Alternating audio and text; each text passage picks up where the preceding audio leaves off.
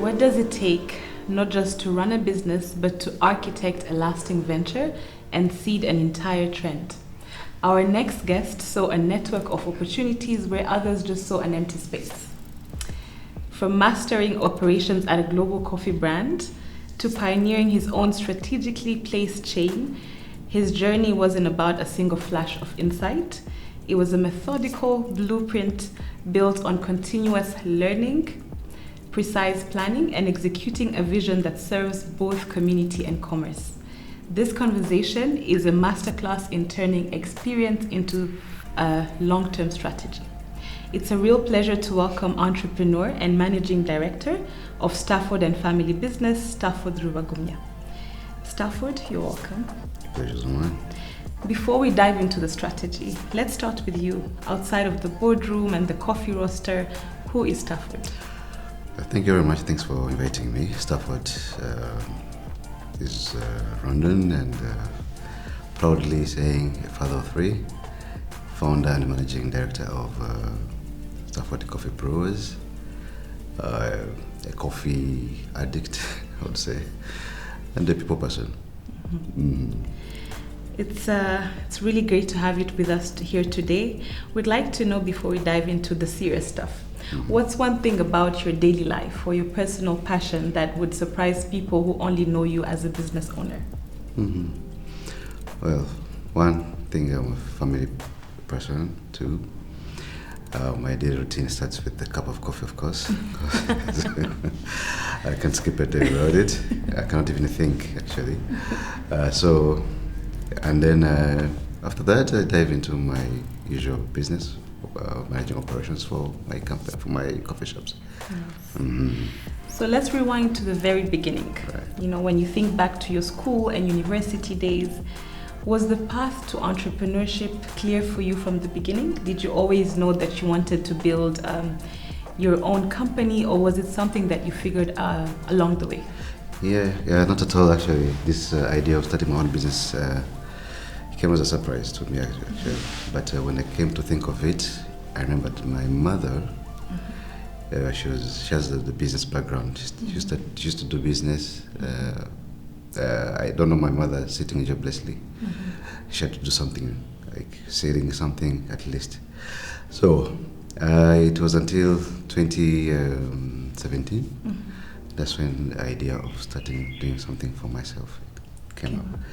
And of course, I was moved by also, I was growing up. I was employed by then. And then I was like, okay, now I'm a father of two now, by then. What else? Am I just going to be employed for the rest of my life? I was like, no, let me do something of my own. But again, fun enough, I was going to start doing, I was going to venture into hardware shop. Interesting. Yeah, and then I get back to my senses and I was like, I think I'm crazy because coffee has employed me for the last 12 years. And then how would I venture into a hardware shop? Something that I don't know. I'm going to learn from scratch. It's like, how can I do it? That's when the journey of getting introduced to my business started. Interesting. So your hands-on journey, we could say, began at Bourbon Coffee, where you worked as an assistant store manager. Looking back, was that a role that was deliberate? Was it a strategic step towards your own venture? Or was it really just an opportunity that presented itself? Actually, it was just an opportunity to present itself because Bourbon was the first coffee shop concept introduced in Rwanda. So let it be the employees, no one had an idea of how coffee shop works. So it's just an opportunity. I went to just look for a job. I was lucky to get one. I started as a cashier. And then, yes, I kept on being promoted. Then I left the place 2009 when I was assistant store manager, coffee shop manager. Interesting. And what did you pursue in school? Business. So you were already somewhere on that path from the beginning. The decision to do business in school, is this something that was inspired by your mother's journey as well? Yes, by my mother, and also of course in our family we have some people do business. And again, business, there's the way it steers up the creative thinking and challenges. So that's why I so moved to do business. Interesting. Yeah. I understand you've also pursued various certifications, including a very notable Starbucks certification alongside the work you've done throughout your years.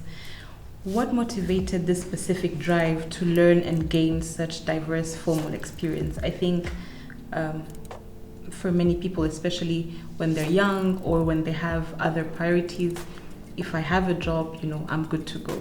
What kept this drive and hunger to keep learning and growing? Yeah, coffee in Rwanda specifically employs 400,000 farmers. And coffee is just not a crop. It's just not a usual business. This is a crop that impacts the lives of many. So by saying that it evolves, like there's new technologies, there are new best practices that need to be applied. So things are changing every day. The climate is changing, so we have to adjust and adapt. So that's why I kept on, and actually I'm still learning. If I get an opportunity of getting any training, coffee related, I go for it because I have to always upskill your skills, actually, if I have to say. Yeah. I'm curious to know how you balance this continuous skilling and running, I'm sure, a very demanding business as well. Yeah, if you don't learn, then if your business doesn't have, you can't ensure sustainability of your business because you have to always scale up. You have to always train yourself to adapt. What's the new technology? What's the trend? So that you, at least, it makes you being a step or two ahead of your competition, if I would say. Yeah, so it ensures sustainability of my business. Yeah. And do you have times when the two have conflicted, where you need to be, undertaking a certain skill development venture, and your work is also calling for you? Not really, because I believe in empowering my team and delegation. Of course, a good manager have to delegate. Very important. You don't have to be always a hands-on person, like a micromanager. To be honest, you can't even last long in the business because if everything is on you. So I balance it. It's easy for me to balance it because I don't have to be an accountant of my business. I have an accountant. I don't have to be a store manager. I have assistant store managers and the store manager. I have operations. So it's to empower my team, delegate it. It gives me freedom also for doing my other stuff, especially when there's a training or there's something I need to go for. Okay. Yeah. I think we can all agree that the leap from just managing someone else's venture to entrepreneurship is massive. When you decided to start Stafford Coffee Brewers, what was the core strategic insight that made you confident it would work? Was it location? Is it a need you saw? Is it a different model? What really made you confident that I'm going to make this work? And it was passion. Yeah. It was passion. So my business is passion based, actually, I would say. Like I said, this is, I think, is going to be my 18th year in the coffee industry. So I was very much confident that it's going to work because I know what good coffee is. So if I know what a good coffee is, then definitely I'll be able to convince my customers to buy from me. So also, when I do business, like in my business, I consider myself as a first customer.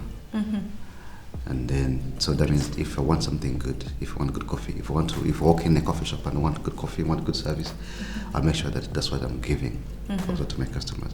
So that's why I say my business is passion based, so it makes it easy for me even to do it, even to think for the business for 5, 10, 15 years ahead. Yeah. And also, actually what also moved me to do it is one of my former bosses whom I asked to, I was working for a coffee exporting company, and then I asked him one day, how about to be selling some coffee here for our locals to enjoying the coffee that we export? And he said that no, you people are not going to drink your coffee, this coffee. I was like, okay, I think I need to prove this guy wrong. So I was moved by that. So that's why I drove my passion, and also having that background at Babon. So I know how things move. Well, yeah. Interesting. I think, as you're saying, you really pioneered placing quality coffee shops in remote, high traffic locations. What is the biggest operational challenge in running a decentralized chain like that? I'm sure it comes with perks, but also this is something that no one had done before, and you started it. What operational challenges do you come across? Well, the mindset of the people, and also other challenges, operational. Like you say something in a village, like middle of nowhere, and you need a good team to run the business. So it had many challenges. Of course, the accommodation, getting the right team, also supervision. Yeah, mostly human resources are a bit of a challenge as well. Yeah, but those are the kind of mention. I don't want to go deeper because I would mention something. I mean, feel free. Right. Yeah. The thing is, human resources a challenge also.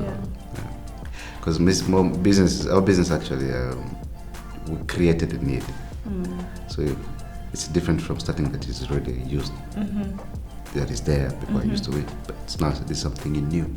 So it of course has many challenges, like introducing to people, selling that need you've created again, convincing people to, but it eventually worked. So you've, as you're saying, essentially set a trend, and now others are following. Right. What does that feel like for you? Do you, what's your philosophy on competition? For you, is it validation, or do you see that as a threat? It's not a threat actually, because it's not a threat to me actually. For me, it's a validation. I think it has opened people's eyes. Like we have proved to people that this can work, and actually there was a need for that. What I always want and what I ask people, if you're going to do something of the sort, please come, let's have a chat. Let's see what you can do. How can you do it better than just copycat? So our society, our people here, we're still pushing them, trying to have a creative thinking, not just copycatting people's business, but just do something that's going to quench a need or a thirst for people. But again, learn from other people. Come to me and they'll, okay, you've done this, but how can I do? I want to do something of the sort, but how can it complement your business? And not duplicate. And not duplicating. So it's not a threat to me, but again, it's also a good sign that people now realized it's doable and there's a need for that. That's very interesting, especially seeing competition as an opportunity to collaborate. I think for most people, it's you're taking up my clients. I don't want to be friends with you. So it's very interesting that you have this approach where you're open to speaking to these people, even guiding them on how they can position their own business. How do you sort of pass over this philosophy you have to your teams? Would you say this is something that is easy to pass on, or without diving too personal into your human resources situation, but just to understand how are you able to pass on your philosophy to your team members? Well, I think if you get the right team, there's nothing like a right team. A right team can be created. You can create it so long as you motivate your team, you trust your team, push them, you give them platform to grow, chance to grow. So how I pass that, we have regular meetings. I lead by example. If I'm at the shop, I don't feel offended or I don't feel shy to serve a customer, clearing off the plates of the tables, serving a customer, taking orders and all that. So they learn from me when I do that. But again, what makes it easy for me, I always tell them my story. I was once like you. I was once a waiter. I was once a cashier. I was introduced. I was a barista. So I did all this. So I want you to see yourself in next 15 years doing the same thing that I'm doing here. You don't have to be here for all of your life. So if I managed to work at Babone and then I came up with this, you can also do it. So it gives them the sense of ownership. So, and also it helps me not to have high staff turnover, like you're always hiring after 3 months. So they have that sense of ownership by trusting them, by showing them how it works, but also by motivating them by telling them my story, and also by leading them if I cut it short like that. So based on your journey, what would you say are 2 or 3 concrete strategies that have worked for your startup's growth? Well, I said like doing what you love and what you know. And of course that's why I say that in the beginning, my business is passion based. Just know what you want, know what you like, just know what you're good at. 2, be creative, think creatively. 3, think, do your business, stay ahead of your competition, 2 or 3 steps. Maybe something I would chip in to that. Also be inclusive, because in our business we're inclusive. We don't discriminate, and we are lucky to be the champions of inclusion to our shops. So if you don't do all that, then you can't be sure of sustainability. In your opinion, what is one common approach you see new entrepreneurs take very often that doesn't work? I was thinking that I'm doing business to make money. That's a wrong approach. Oh, interesting. Yeah. Do business to quench or service a need that is there. Then the money will follow. If you do it just because you think there's money, you've seen someone else doing it, then you're good to follow. If I'd say, but do something. If business is need based, quenching a need, solving a problem, then you can be sure of sustainability, because people are going to go for that, and then the money follow. Do you think it can be both? It can also be both as well, because of course you do business to make money, but again, for you to make good money and to stay in that business, it has to be. Yes, you have to be centered on that. I think it's very evident as you speak that it's the customer, it's the need, it's the community, and these are not the quick tips you tend to get from most entrepreneurs. Most people tilt towards money. There's money in coffee, or Rwanda coffee business is booming. So it's very interesting that your approach came from the need, from a passion, from a passed on business acumen from your mother, and also very interesting to hear how open you are from the beginning as you welcome team members, to sharing your story. You see many cases where it's quite the contrary.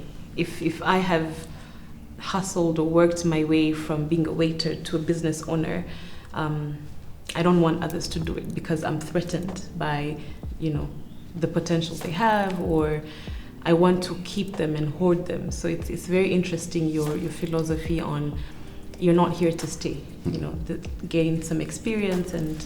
Yeah, actually, for information, I've tried it.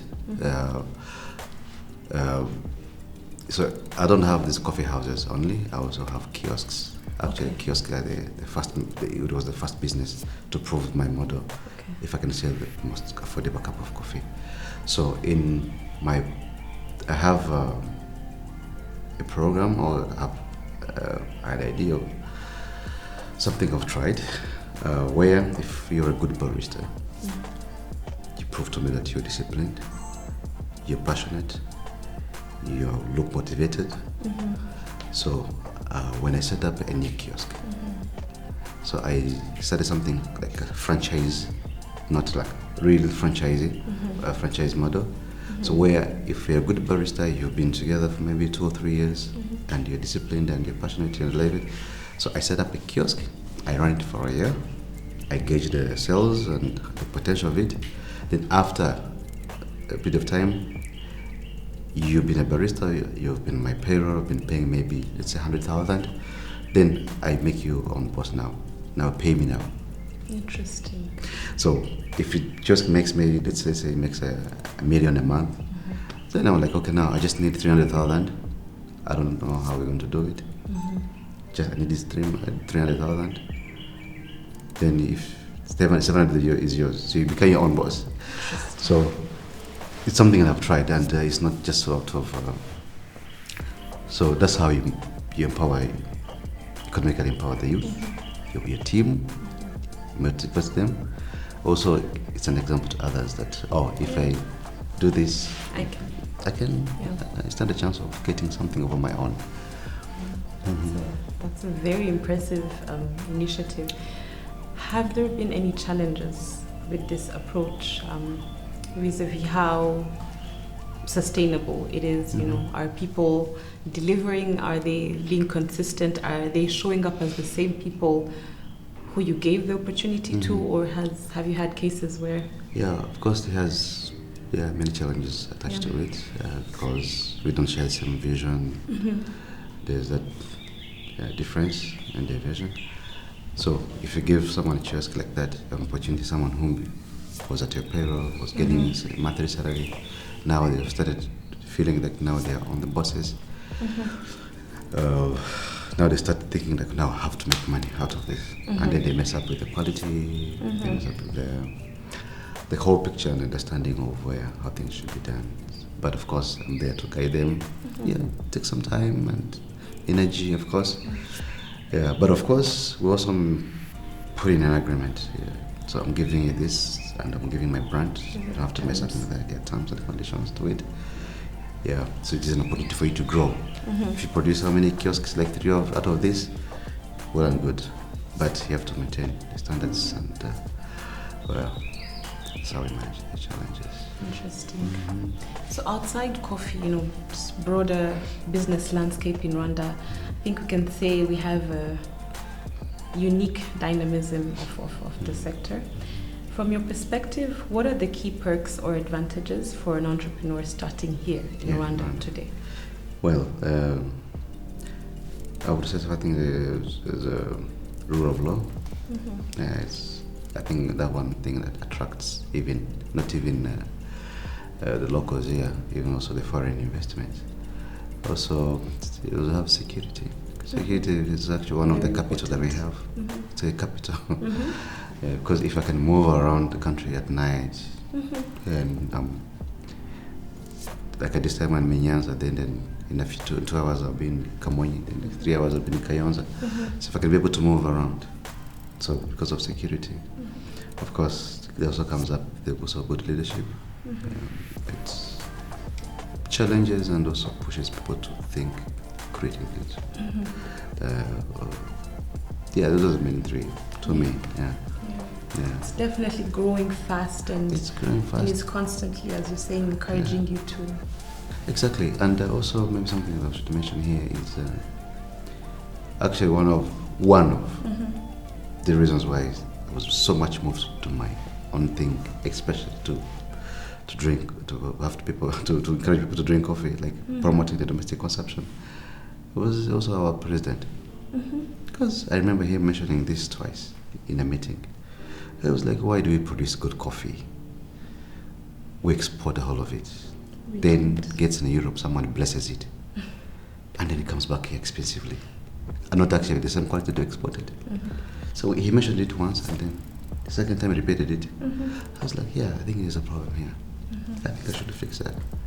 So that's why I drew that passion, and also was like moved to that. Given the experience that I had in coffee, from crop to cup, I was like, let me do it. So that's why I was saying that good leadership also plays a big important role to motivating people to do business. And I think I'd be curious to understand, in your perspective, have people taken up the consumption of coffee more now with the kiosks and the... Pretty much. Yeah. Pretty much, I'm actually one of the happiest person. Because when I was writing my business plan, so I was convincing the National Coffee Board. Where 2019 we're drinking 3% of our own coffee. I'm assuring you in the next 5 years it will be at 10%. Now, I think we're even past 10%. Because by then, one, there were no these roadside coffee shops like mine. Two, there was not those kiosks that sell the cheapest coffee. Yeah. Now they're spread all over the country. Now people have noticed that starting coffee shop is not that expensive. It's just a machine and a grinder. Indeed. You're good to go. You can even put it in your car. Now, Rwandans now have started drinking coffee. Even weddings, they've been in videos. So like, it's everywhere. So I'm very much happy that what I started as, or what I thought would be like a dream, now it's, I see it being out there.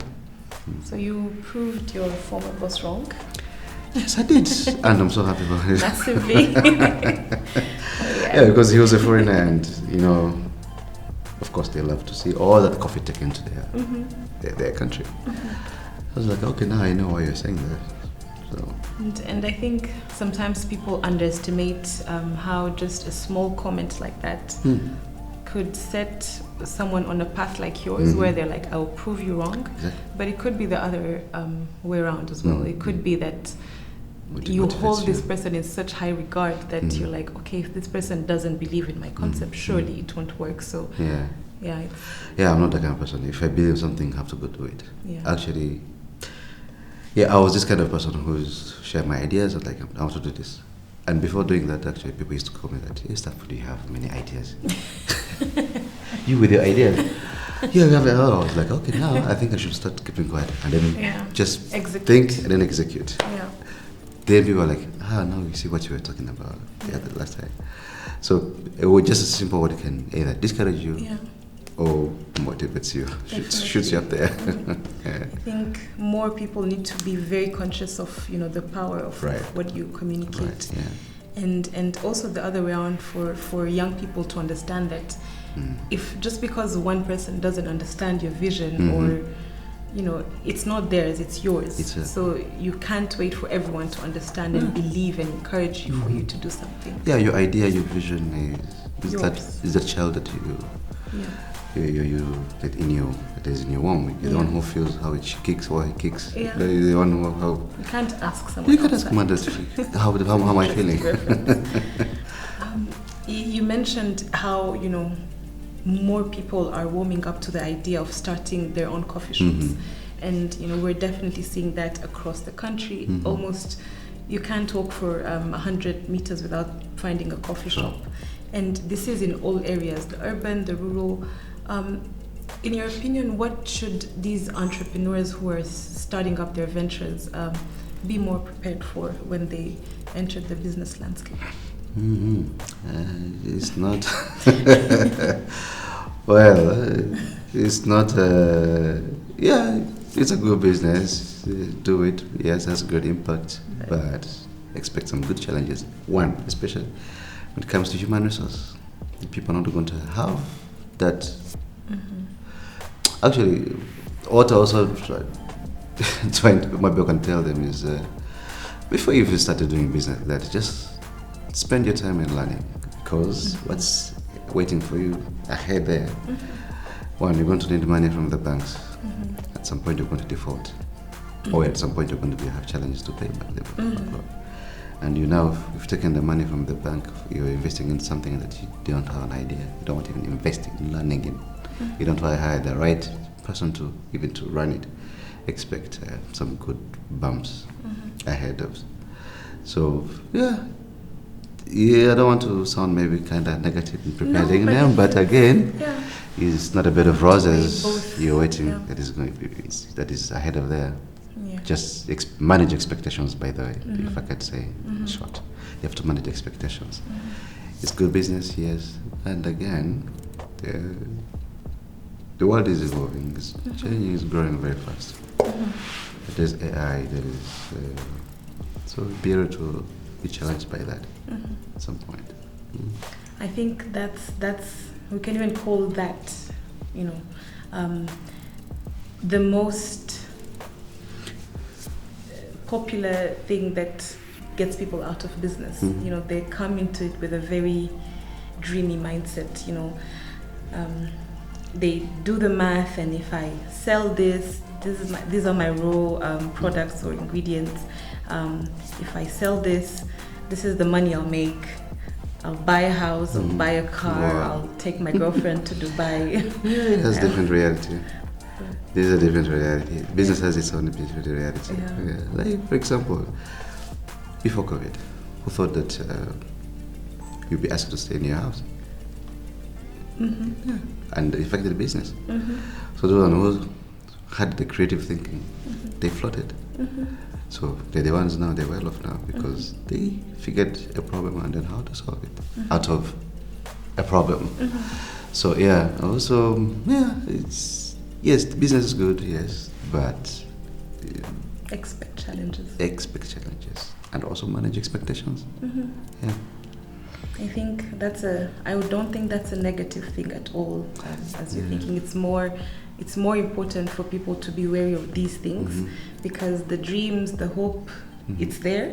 You don't need to cultivate that, but you do need to be more cautious. You need to make the right decisions. And like you said, manage expectations, external, but also your own. Yeah. Also, like my advice again is yes to business, yes, but again let's move at the same pace with the world. The way the world is moving. Yeah, like I'm thinking of maybe next 2 or 3 or 4 years. Thinking maybe imagine if you walk in a coffee shop and then you'd be served by a robot. Or you can serve yourself. That's where we're headed. That's where we're headed. So that's thinking that you should have like adjusting and adapt. Yeah. It's no longer survival for the fittest, now it's adaptation. Indeed. I mean, COVID and everything that's happened, it's definitely. I think that with that, the true test is longevity. Right. Beyond the great coffee that I'm sure everyone of our viewers, including myself, has enjoyed at some point, what are the non-negotiable pillars in your business model that ensure sustainability year after year? Inclusion. Yeah, I'm so sensitive onto that. Can you unpack that a bit? Yes. In 2021, okay, I started when I opened my first coffee house in Kamai 2020. So you remember, coffee house is different from coffee kiosk. It's a coffee shop. It has set up chairs and a big number of people. So I started my coffee house in 2020. But when I was starting the coffee shop, I already had in mind that I have to hire at least the youth with some disabilities, hearing and speaking. So, 2021, I was lucky to work with the union of people, youth with a disability. So, customers were like, Stafford, are you crazy? How are you going to be communicating with these people? I was like, I think if we have them in our families and our societies, then we'll figure out. We can have them. And the staff were like, so how are we going to be living? The youth who can't talk, these guys who can't talk, can't speak, you can't hear. And you're going to figure it out because they also have families. So you figure it out. Now our staff, they're one of the best sign language interpreters. And recently I recommended one of my former staff somewhere. He wanted a job. So in his CV, when he was mentioning the languages he can speak, he also mentioned sign language. And yet he's among the first guys who are asking me how I want to live and communicate with him. And now he's mentioning it in his CV. So for me, it's so motivating. So, like the pillars of saying that this business, for the business to survive and to have like what you call sustainability. It has to be inclusive, because this is not even something you're going to do. Maybe it's going to be mandatory. That's where the country is heading. The country is being inclusive, and so other thing is. I keep on repeating this. The other pillar is creativity. Creativity, you have to be creative. Yeah. Sorry. You have to be creative. And the other thing is focus much, be community, focus on the community. Let the community be part of the business. Yeah. So maybe if I can elaborate on that, if you're setting up a business somewhere, let's say in a remote area or in another place that is not remote, think of your community around to have some great impact. Let the people be part of your business. Let your neighbors, let your staff, so be community sensitive. Yeah, if I can pack it. That's very, very, unique, I would say. I think most people tend to think of inclusivity as a favor they're doing to people or something that comes after. I'll build my house and then later I'll put a place where people who maybe use a wheelchair can go through. So it's really interesting that this is at the heart of your business and not something that came later. No, it's actually, I conceived the idea in 2017, even before I started my business. Because I had a chance of meeting one of the guys who was working somewhere. I asked about productivity, and told him that actually she's more productive compared to others, because she doesn't have time to talk to waste time. She's focused on what she's doing. I was like, yeah, I think when I do business, I'll have to consider that. Maybe if I can add the fourth one. You asked for 3 pillars, but 5 is good. For what I advise, whether you're doing business or you're thinking of doing something in this country, align yourself to the vision of this country. Yeah, align yourself. Because this country is moving very fast. If you don't align yourself to that, you will stay behind. Just like it's like a train. If you train, if it misses its rail, then it crashes. So if you don't want to crash, align yourself to the government, the vision of the country. You will survive for a long time. Interesting. If a young graduate came to you today, or maybe one of our viewers came to you with a question, with a business idea, what is your first piece of hard, practical advice? Not the whole dream big, but something practical, something that they can do in the next 90 days and set up their business. The first question I ask them, why? Yeah, why do you want to do that? That's the first question I always ask. Whether you graduate or you want to do business, why you want to do that? What problem do you want to solve? So what's pushing you to do that? You do it out of just want to make money, you're a graduate and you think you don't want to be employed, and you think that you want to do it. So I ask a lot of questions, but the why. Why are you doing that? And then how are you going to do it? So it's from that question or from those questions that I always ask. So of course I've had many young guys approach me and they're like, Stafford, I don't see myself being employed. I'm like, I think you're wrong. Because if you want to do something of your own, you have to have a base, you have to have a foundation.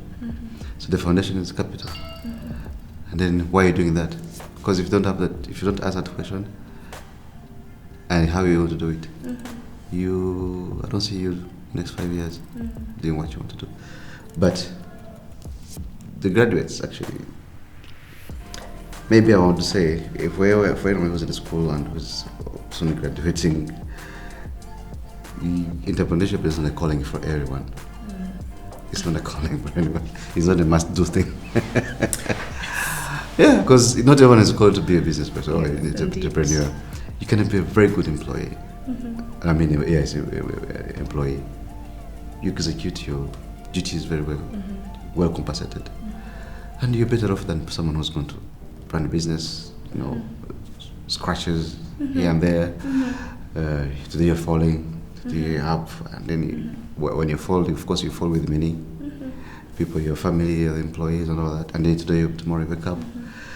But, and yet you can be somewhere employed comfortably, do your work well, save, and then because I always tell people that imagine, let's say if I'm making maybe 2 million a month, and then there's someone who's employed and is making 5 million, then who's better off?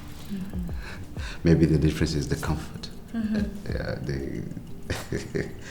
The comfort and the freedom I have to do my own thing. I can do whatever I want to do. I can just, whatever comes to my mind, I can easily do it without even asking for. Yes. So, graduates, yes, good to do business, but again, you're not called to do business. Yeah, to do business, answer that. First, answer yourself the other questions: why and how, what, and where. I think it's very important what you spoke about. Not wanting to start from the top.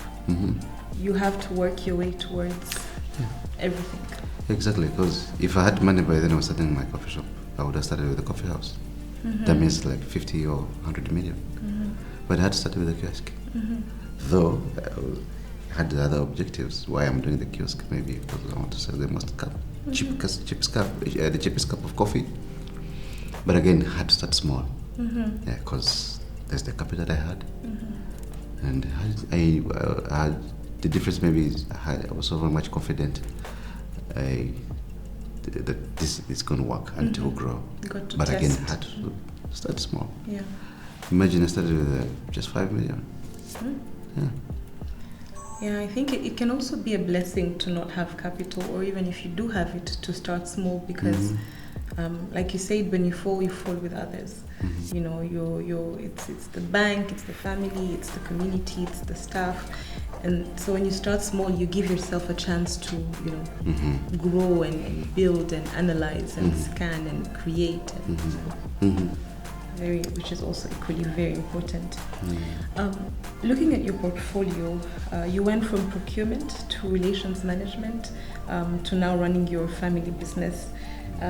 How do these roles connect? Is there like a through line in everything you've done? Do you see the, benefits of having gone through all those roles, especially? Yes. One, procurement, I would say it opened up my eyes, and also gave me a chance to move around in the country. It also gave me a chance to learn now the agronomy part of the coffee, and now having that. The other skills of how the coffee in the cup. Now, procurement introduced me to the coffee from the crop, from the farm. So procurement also, like I said, it gave me a chance to move around the whole country, to know the country. And then relationship management, of course, gave me a chance to connect with people, the suppliers, the farmers, and the producers, of course. So it all happened to help me know people, know coffee, so which impacted my business by knowing exactly what my customers would want. Interesting. If we can dive a bit more into the hospitality and the F&B sector, there's a constant conversation. Some may even call it a stigma around customer care service, in Rwanda. From your experience, what is at the heart of this struggle in training and maintaining a consistently hospitable staff? Wow. I had to. Well, customer service is a pain in the neck, if I can say, in Rwanda. It's very, very, very hard to train people and have them stay focused on customer service. customer service, people think something that you can learn from school, in the training centers. But customer service I could say it's inborn. You have to have the heart of serving people. Because if I can borrow from your story, like you're seated somewhere and then you think of there's some people seated in the offices, maybe. I think they would want something to eat. Or they would want to not want to waste their time to go outside, walk maybe 500 meters to go look for food. They can have it in the offices. So that's the heart of serving others. Now, if you do it, if you're doing it, it's going to be easy for you to even listen to the people what they want. Yeah, and adapt. Get it from them, and then you get it, adapt to it. So, what affects customer service is also culture. Culture and the mindset of what people here. You're shaking tables. I mean, like, do you know? Oh, I don't know if you have realized that in Rwanda, just a young person can spend 2 years without working, but eating, drinking, sleeping, changing clothes, the phone on, because of the family. You have a sister, or sister maybe caters for the airtime. A brother, transport. Yeah. A friend or mom caters for this. Yeah. Now, they're not. So now imagine hiring that person who is not. Who thinks that whether I'm employed or not employed, I will still survive. It's different from other countries. Yeah. If you have ever been to Kenya, you see a kid of 18 years is kicked out of the house. You go start your own life. Figure it out. Figure it out by yourself. Yeah. Now, if you get outside there and you happen to land a job, how are you going to perform? Yeah. It was like it's either perform well, or else I'm going to land I find myself on the street. So now that also pushes them to, if I'm working somewhere like a restaurant, coffee shop, I have to give it to my best. That means by customer service. So it's a culture. I would say it's a culture. Also, it's a mindset of the people, the business owners. You're doing something that you don't know, you don't have an idea about. You have a hotel, but you just because you have money, you set up a hotel. You don't know how it works. Hire a foreign expert somewhere to. If you do it now, I also congratulate you, and I would applaud you because now you want to hire someone, right? But you find many of hotels, restaurants, the owners, one, they've never taken time to learn the business, how it works. Two, they don't want to hire the right people. Even those ones where they're not well motivated, and you expect them to deliver, and it's going to be difficult. Yeah, so it's a chain of responsibilities. Yes, the high human resources is a problem, but again, so the business owners they contribute to bad service and the customer service in Rwanda. But as well, there's something that also I have to mention. Even our people, they don't know how to demand, they don't know how to buy service. Yeah. Yes, you can complain about bad service, customer service, but again, you also don't know how to buy good service. Yeah, I will able to make the next time if I take off the camera. I think I can help you maybe unpack that a bit, and our president speaks to that a lot. Don't accept poor service. Yes. If you're paying for a product, you have a standard you expect. You should not accept anything less. Exactly. Yeah. Because if you keep on doing that, you're encouraging bad service. Yeah. But also our people, like I was saying, need to be, I don't know, are we going to teach them how to buy service, how to pay for service? Because you'd say, let's say in a bank, if you go to a bank and find a queue of maybe 10 people, you have that thing where I want to pay for service first. And then you're like, oh, I should get it. And you're like, you find a queue of 10 people waiting. Then be patient. You see it in the road.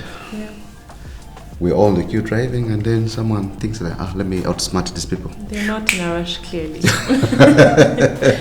It's also, you can also equate it to bad service as well. Customer service demanded.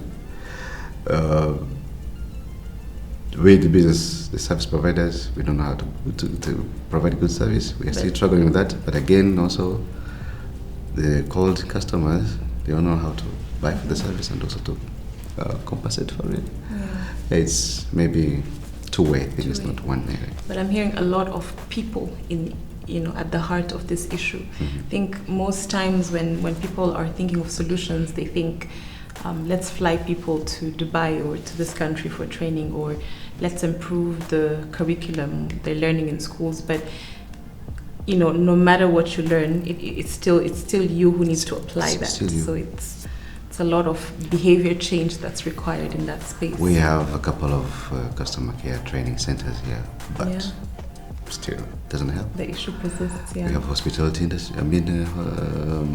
Universities and colleges here. Yeah. Still. Yeah. Yeah, it's the person. And with international students, you actually find, interestingly, that some researchers have shown how the international students will always excel. So that highlights what you're saying, that it's the people. It's the people, yeah. So if back home, I have never seen a waiter speak rudely to a client. I'm very unlikely to do that, contrary to a Rwandan who would think that's the norm. I think I read something online about how, I think it was a couple of waiters who were interviewed, people who work in hospitality, so receptionists, waiters. And one thing that kept coming up was this all stems from them not wanting to be in these jobs. In other parts of the world, you finish high school, you finish university, the first thing you're thinking of is not your dream job in the UN or to be permanent secretary at a ministry. You're thinking the hotel, the cafe, the restaurant, and that also comes with there not being any stigma around that. People are open to starting small, to starting as a waiter, to starting as a receptionist. Whereas here, we're seeing more of, there's a lot of scrutiny. If you're a girl and you're a waitress, it's almost like you're open to disrespect, or it's almost like you're not even comfortable saying that this is what you're doing. What's your take on that? How people perceive working in the F&B sector? Because I think if someone is in something they're enjoying or they're happy to be doing, that might have a bit of a shift as well on how they relate to customers. Yeah, I think you're right when it comes to.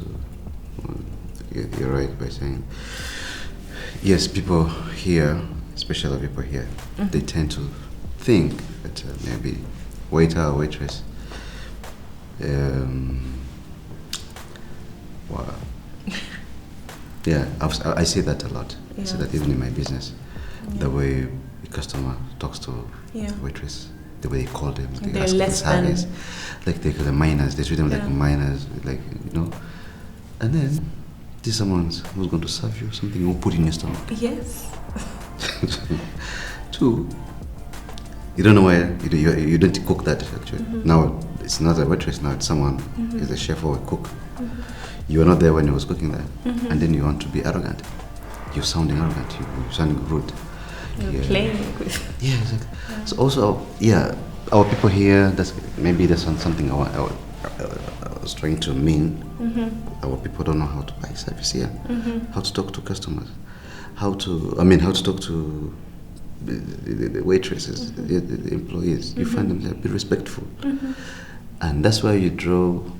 I don't know if you're familiar with this saying on Twitter or maybe let's say on social media. Someone complaining that I was at the hospital, I went there and then receptionist served the Muzungu, the foreigner first for me. You know why they do that? The foreigners, they have this culture of appreciating service, being respectful. They respect whether you're cleaner, whether you're waitress, whether they have that respect. So I would also, even myself, I would choose or prefer serving that person who shows value, who shows respect to what I'm doing. It's not a and just you being arrogant just because I'm there. So and so. I'm paying you. Like, it's like I'm paying for your life. No. You're buying. I'm also serving you. So there's a culture. There's a mindset. It needs to change. Because it's that waitress or that waiter. One, you find one of them has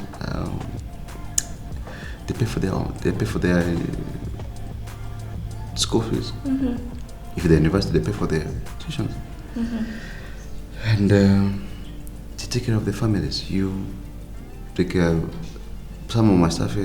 You find them like she's getting maybe a certain amount of money on Saturday, but that Saturday I'm giving her or him caters for 10 people.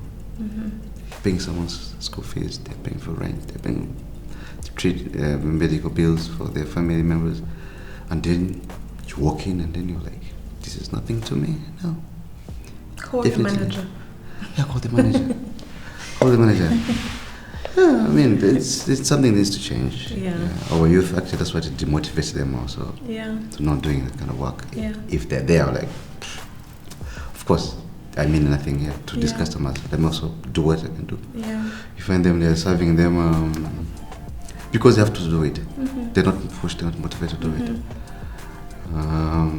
Yeah, it's different from how it happens abroad. Even service is paid for. If you're happy, add a tip. A tip. A mandatory one, not an optional, I think. If I did my job well, I stopped you on time, you don't have any problem, then there's that service charge. You do it. But it's not here. Maybe we have a maybe that's the direction we should go then. We should go there, but again, like I said, it's two-way. We have to train our team. We have to give the best. Our customers, they have to also have that mindset, that culture of appreciating. Also learning how to demand service, buy service from service providers. Yeah. This can be in government institutions, this can be in the private sector. Yeah. It's cross-cutting. Yeah. I think that's very important that, we need to look at it from a two-way it's two-way. street lens. I think what would you say could be practical measures that could be taken, for people to understand, one, what skills do the workers need, people working in customer service? Because yes, it would be ideal for people to treat you respectfully, but what kind of thick skin can they sort of cultivate to make sure that if you meet someone who's having a bad day or who's just a moody person, let them not draw you out of character. You still are responsible for delivering the best customer service. It's not, if this person is nice, I'll be nice. Like you have to consistently show up in a respectful, in a inappropriate manner. So on both sides, what do you think could be cultivated for the workers, but also now, do we do webinars? Do we do community engagement and tell people, you're paying, but you're paying for a service to, you're still, this is a person. This person still deserves respect. And this should be consistent, like in our daily lives. I won't speak down on you because I earn more, or I'm in a more fancy suit, or I'm the customer and you're the servant. What do you think could be done on both ends? It's some serious campaigns, mass education maybe. There should be some campaigns. Yeah, trainings to the staff, trainings to the business owners, and then for people, for the mass, awareness campaigns, trainings. Yeah, the people that you are seeking service from, the human being. This is something I always tell my staff. Let me get back to my business. What I tell my staff is, like I said, I normally consider myself as a first customer of my services. Also tell my staff, this is something that I always teach them. You are the first customer to walk in this coffee shop or this restaurant. Because one, not because you're the one who opens the door here, not because, no, you are the first customer. Then if you feel, or if you put that in your mind that you're a customer, you'll know how to. So you know what you need. Let's say if you take off your uniform and go to a restaurant or a coffee shop, how would you want to be treated? You go there, you walk in there, maybe you're moody. How would you want like a waiter or waitress to treat you? Mm-hmm. You want your coffee served well, nice, on time. Mm-hmm. You want that environment to be conducive. Mm-hmm. You want a friendly staff to serve you. Mm-hmm. Then if you want all that, then that's what you should give to your customers now. This brings me to something you mentioned earlier, you know. It's not in the books. The solution is not in the books. It's the personality, it's the attitude, and really understanding that it comes down to very basic principles of humanity, you know. Treat others as you want to be treated. Yes. And I think that works the other way around as well. Exactly. If you're buying a service, there's somewhere else that you might be the one, you know, selling, or you might be the one serving the service. Or you could also just really picture this person, if this was you, you know, how would you want to be treated? Would you want to be scolded because the chef took longer?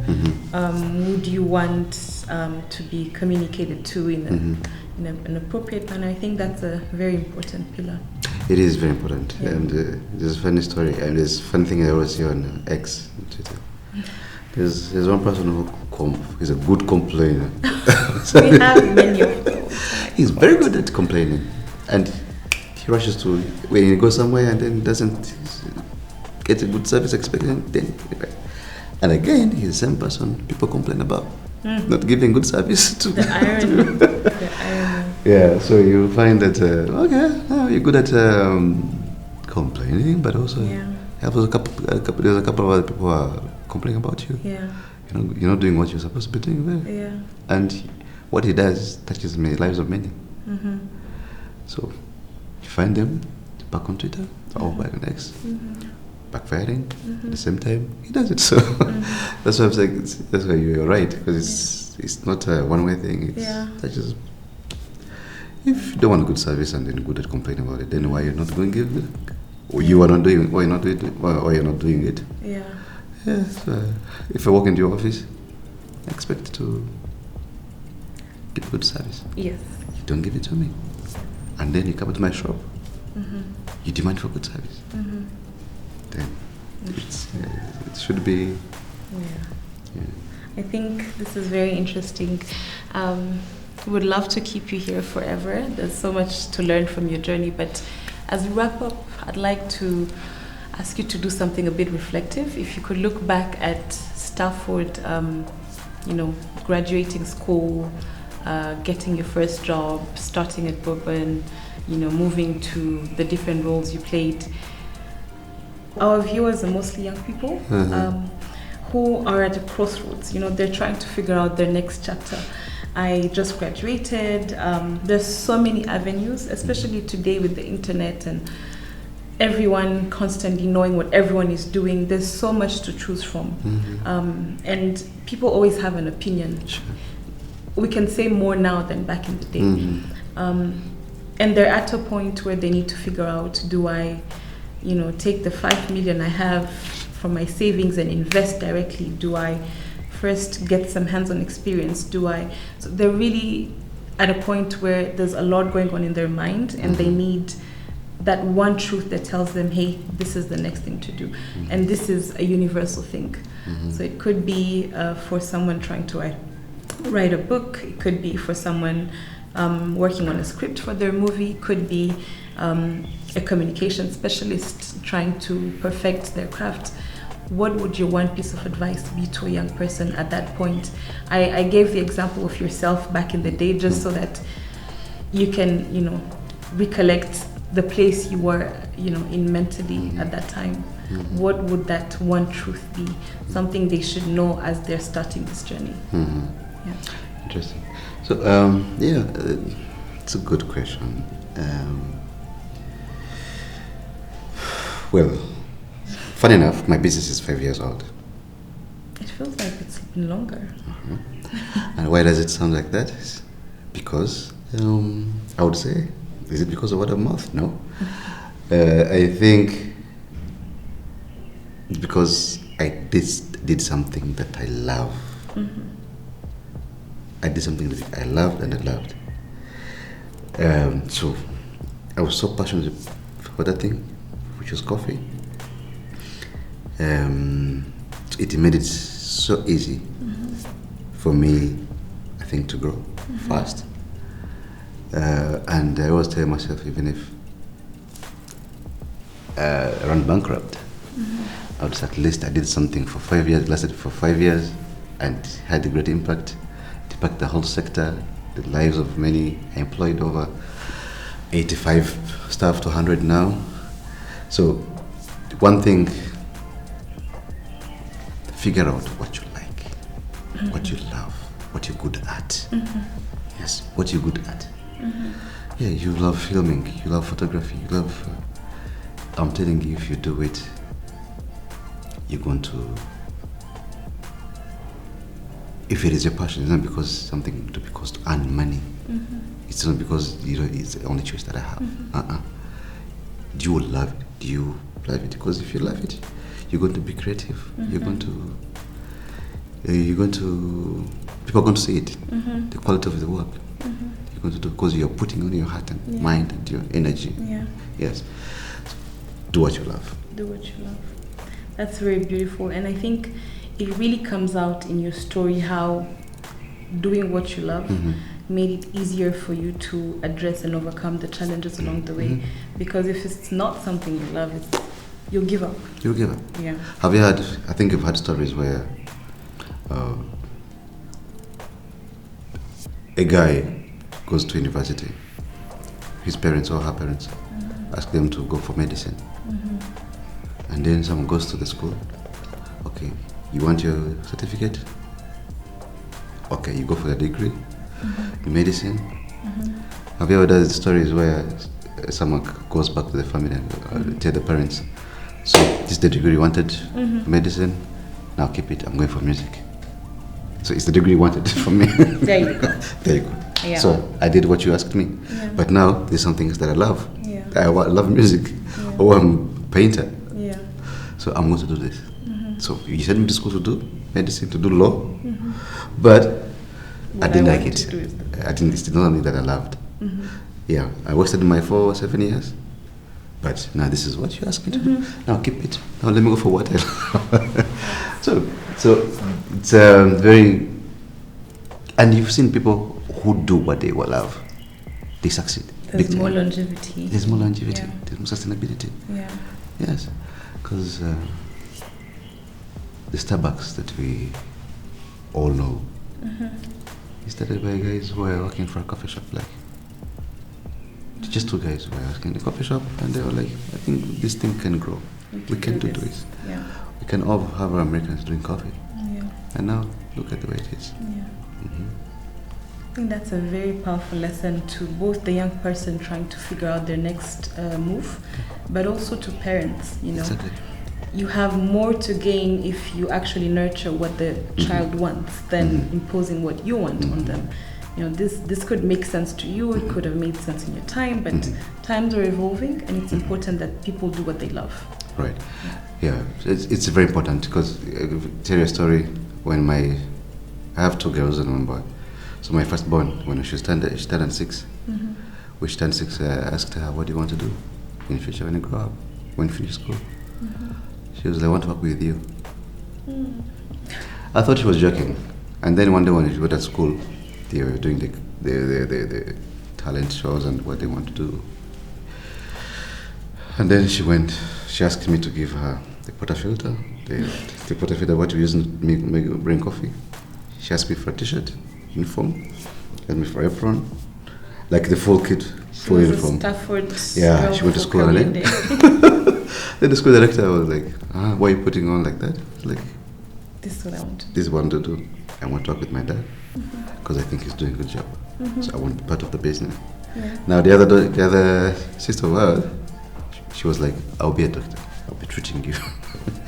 And you need both. Yeah, I need both. So that's what they love, and they're still on their plan. Interesting. So they're still there. So, and I don't want to intervene or interfere with their plans. And, I think you should do this. Your role is not to... Exactly. Yeah. And you know what makes it easier for our president to do the good job he's doing. Mm-hmm. They love for the people, yeah. Mm-hmm. They love for his people. They love for the job he's doing. It makes him very easy, and then we fall in love with him because he loves us and he loves what he's doing. Yeah. And that's what pushes this country to grow very fast. Mm-hmm. He has a leader, and the leaders who love what they're doing love the people. Mm-hmm. It's very evident. Mm-hmm. I think we have to unfortunately come to the end of this conversation, which I would have loved to carry on, because for our viewers, this is a wealth of knowledge. You know, this is not the kind of thing you learn in the books. It's hands-on, it's practical. People know you, they know your story, they know the Stafford change. So I'm sure this is going to be a very interesting learning experience for our viewers. So thank you so much for making the time to have us today. If there's anything you'd like to say as we wrap up, and then... Well, I think I would like to say thank you very much for inviting me. And if needed next time, please, I'm always available for you. I love talking to the youth. I'm still young, though I'm already I say so I'll always be happy to be part of these shows, and anytime you need me. I want to ask the youth, the graduates, university graduates or high school graduates, I want to encourage them to have this volunteer spirit. I see it one of the it's missing in Rwanda. The youth they don't have that mindset of volunteering. Now, when they apply for jobs, they go somewhere, they ask them for experience, and he was complaining that you ask them for experience you don't have. But again, you have chances of volunteering. So I want them to have this culture of volunteering. I don't see it. Okay, it has started, but there needs to be more. There needs to be more, because it's going to open them doors for opportunities. It's going to expose them to job opportunities, like I was saying. They're growing the experiences. Also, it buys for them confidence and belief to employers. Someone once told me, you know, if you're looking for somebody to hire, so on both sides, if you're looking for somebody to hire to be an accountant, you know, you're not going to be willing to bet on someone who just says they want to do it. You always go for the person who's telling you, I've done it before, so I'm not going to mess up your finances. And on the other side, as a young professional, you want to start in a place where you can make mistakes, you know, where you can burn some beans, not where you promised you will never burn beans and now you're burning them and you're in trouble. So start small, volunteer, intern. Internship maybe I had to get sometimes because some of them are paid for. But again, something very easy. Volunteer. To volunteer. Because the reason why I say that is I have a very good friend of mine. She has this culture mindset. Before she was employed, she had this thing of just walking to offices of CEOs. How can I help? And he was like, okay, don't have a job. Tell me about your company, what you're doing, what's your daily routine, and do you think I can be of help? You don't have to pay me. Maybe you think of paying me later. You can compensate me later if you're convinced. That's a very good strategy. That's how she landed a very nice job. Amazing. So I hope that our young people take on such challenges. And thank you so much. That's a wrap on our wonderful conversation. Really a huge thank you for sharing how strategic thinking and most importantly experience. Nothing is wrong, you know. Nothing is useless. It could be that you're a waiter and then it later teaches you how to, you know, do better customer service. So any experience is important. Volunteering, you know, come up with your ideas, put them out there, try, test, start small. And don't forget, failure is also part of a very good experience, very good teacher. Expect to fail, but learn from it. It's not the end of the road. It's not the end of the road. Yeah, like I said, even if my business shuts down today, I can always start afresh. Yeah. And also learn from the failures. And I fail every day. Yeah. Yeah, I get a loan from the bank. I'm not able to meet up my obligations. Yeah. I learn why that happened. So failure was part of. That's a very powerful lesson. I think we all tend to grow with a very complicated relationship with failure. You know, from school you're told don't get it wrong. So if I don't get it wrong, how will I learn? You know, so don't be afraid to fail. Try things. Be creative. And be eager to learn. And do what you love. I think was my highlight from today. Yes. Thank you so much. Our listeners, this is just the beginning. We're going to be having many more guests joining us like Stafford today. And you actually have a few resources that you could take on the Ingazi platform. We have courses on entrepreneurship. We have opportunities where you can apply for mentorship, for jobs, for internships on the Ingazi platform. All you need to do is just take a step. Open www.ingazi.rugwa on your phone, on your tablet. It's actually 0 rated for people who use MTN and Airtel SIM cards. And from there, you can already start learning some of the skills like Stafford has. I think we mentioned the many certificates and the skills that has acquired him and how that has helped in his journey. So start today, walk to a CEO's door, volunteer to do something.